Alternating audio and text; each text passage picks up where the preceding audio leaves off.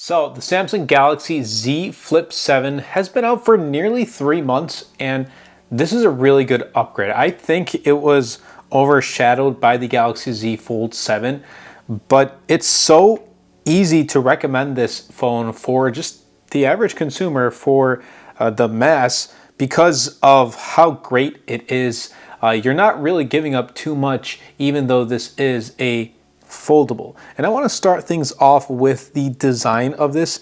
The hinge and the folding mechanism, it definitely feels tighter and more refined. There's less creaking than previous models. It feels like more confident. You know what I mean? Like when you're holding it, you feel more confident just using the phone and folding it and unfolding it.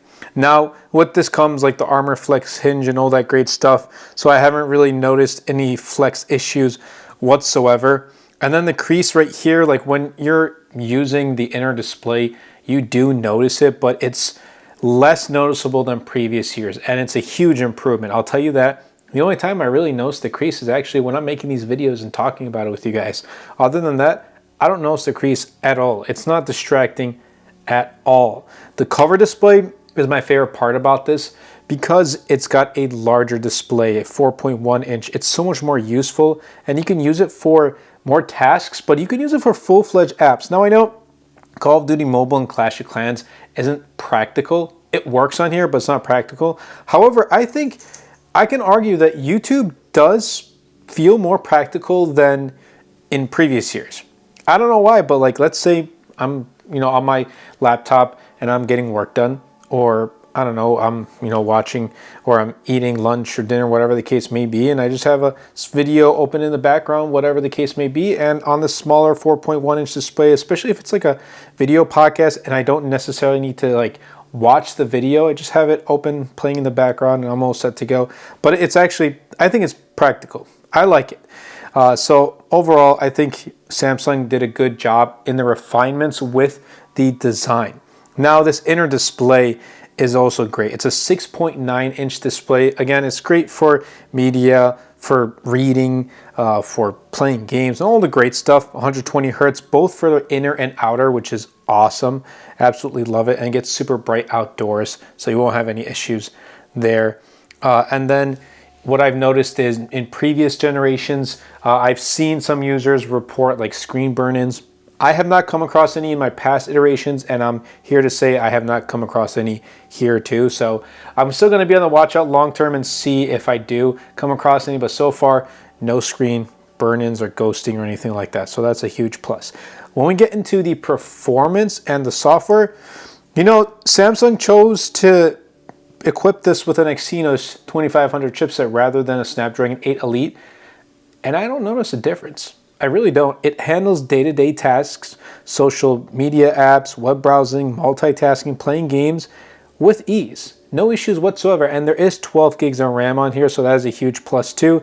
Gaming is solid, and it feels like a flagship. It may not be that flagship chipset, but it definitely feels like it. And it's, Samsung's top chipset currently, at least right now. It's probably going to be, a successor is probably coming out at the time of this recording very soon, so, or at least it probably did come out that I'm not aware of, but nonetheless, the Exynos chipset has performed very well when playing games. Software is also great. I love One UI 7 plus One UI 8, which is the current version here with Android 16. I'm also looking forward to testing One UI 8.5 when that does come out. We're still waiting for that, so hopefully we see that.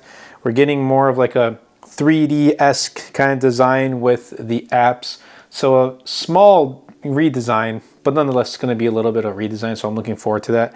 And again, I talk about all my videos with One UI 8, but the weather app is my favorite. It just, I don't know, like I actually use this all the time because of this visual animation, whatever you want to call it, with the weather app. It just, I feel some sort of connection. I don't know, it just sounds kind of weird and cringy, but hey, I like it. Samsung did a good job in just the user interface with the weather app. And yeah, it's pretty warm here. Like it's October, and it's like, it was 80s earlier today, which is like, what is going on? I don't know. It's Well, tomorrow's not looking too bad, actually. It's going to be in the 70s, which is not bad at all. There's a bunch of Galaxy AI features. My favorite is generative edit with Samsung's devices. They've done a phenomenal job in this department. Good job. Kudos to Samsung. That's really good. There is now bar assistant prompts and all that stuff, but I still don't, I'm not convinced that, you know, having AI features is a reason to buy a new device. Again, that's just me. Now, the camera quality is essentially the same as its predecessor, the Galaxy Z Flip 6, with the rear 50 megapixel plus 12 megapixel setup. It produces crisp and vibrant photos in daylight, or just when you have enough light, you can, you know, have light set up in your studio and you'll get some pretty good results too. Now, ultra wide is definitely useful, and I'm happy it's the secondary camera for landscapes and group shots, though with typical wide lens compromise in the edges. So you're going to notice that too. It's not like when you switch from the wide to the ultra wide, you're getting a seamless transition. You're definitely going to see the difference. There is a selfie camera, which I don't use. Like if I'm going to take a selfie, which, let's be honest, I have not with this. I tried, I had it in the viewfinder, but I'm not taking photos. Like I'm not taking selfies with this, being honest with you guys. The video recording was also pretty good. It's obviously not super duper like Galaxy S25 Ultra, but it definitely does get the job done. And honestly, like this is a great device that's portable, easy to use. If you want to, you know, record content like this, just open up the camera app and bam, record content like that. Honestly, I think this is a great device to start making content. As I talk about it all the time, like I have this main channel, I have my Tesla channel, I have my Turkish channel, which is now officially monetized. So for those who have checked it out, subscribe, thank you all so much. But yeah, the cameras here, they're pretty decent, but you can't really expect more. Like you can't expect a flagship quality setup with these sets of camera. They'll get the job done, but nothing like the Galaxy S25 Ultra. Now, how is the battery life looking like on this 3 months later? It's actually really good. It lasts me all day. I'll tell you that. The 4,300 milliamp hour battery is a welcome bump. Good job, Samsung, for increasing the battery life without, you know, increasing the size of this. Like it doesn't feel that much different than its predecessor. And in 3 months, it reliably lasts through a full day of moderate to almost heavy use. Social media, again, for me, it's like browsing the web, watching lots of YouTube videos, using it for sending emails, playing games here and there, but mainly it's for social media and staying up to date with what's going on. And it lasts me essentially the whole day, 5 to 5.5 hours of screen on time.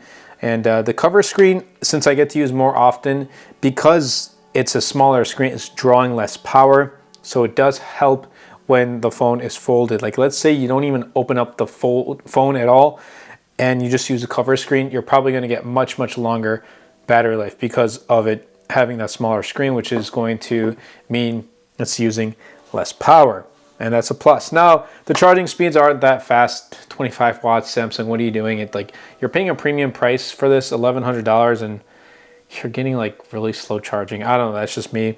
But there is wireless and reverse wireless charging, which is a huge plus in my opinion, because some phones, they may have wireless charging, but they still don't have reverse wireless charging. So it's nice to see that we have that here. However, it would have been nice to have this.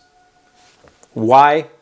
I don't know. Why don't we have it? I really don't know. There came a point where I did run out of juice on my Galaxy Watch 8 Classic right here, and I needed to charge it. I didn't have my charger, so I was like, hey, let me try it.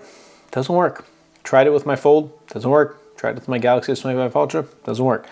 So hopefully, you know, future updates, it does, but as of right now, it's not. Anyway, the battery life though has been really solid, and it's the best in the Flip series ever. But overall, it's such an easy phone to recommend because all of the improvements and refinements we are getting.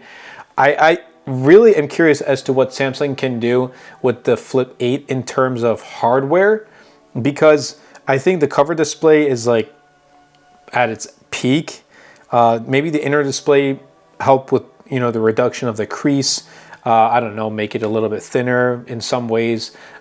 Whatever the case may be, maybe add a physically larger battery, even if that means making the phone a little bit thicker. I'm personally all for it, but or just, you know, put in some new high-tech battery and silicon carbon and you know, fix it that way. But we'll see what Samsung does next year. Overall, though, it's been a great 3 months with the Z Flip 7. Absolutely love it. And if you want to check it out, I'll be leaving links in the description down below. But I hope you guys did enjoy this video. If you did, definitely be sure to superman that like button, comment down below, and best of all, share this video because it really does help out the channel out a lot. It will help push my content out to more people.